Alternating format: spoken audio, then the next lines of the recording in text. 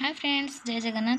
यहाँ हूँ Sunday blog. तो आज सकाल सकाल मुझे रेडी होकर बाहर पड़ी मार्केट गला बाटर मत अँला गचर अँला देखाला लोभ लगला जाऊँ दी चार्टा तोड़ी नहीं पलि आसली चल चल जाए मार्केट में पहुँची गलु। पहुँचला ये मार्केट में मत ऑक्टोपस देखी बहुत असना लगे बट आम रोही माछ आने रोही माछ नहीं घर पलि आसलु। से जो अँला आनी काटी कुटिकी राग लुण देकी चाहूँ खरार सुखेदेवी खरार सुखी सारापर टेस्टा कौन केमती मुझे निहाती जनइबी। तापर आज गोटे नुआ आनी नाली पोहला माछ तो ताकू मसला देकी भल भाव फ्राए करदे। आज संडे आम पखाल सहित स्पेशल माछ फ्राए होती आउ बंधा पड़ी छिंचड़ा होती आउ माछ मसला होती।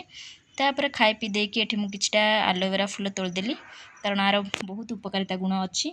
तापर चलू आम गणेश दर्शन करने। आज यहाँ गणेश ठाकुर विसर्जन होता तो विसर्जन फेरला चोरी कर अँलार मजाटा किसी अलग प्रकार था। खाई सारापर प्रसाद आनी गणेश ठाकुर पाखु खाई आम दिन टी शेष करुँ। जय जगन्नाथ।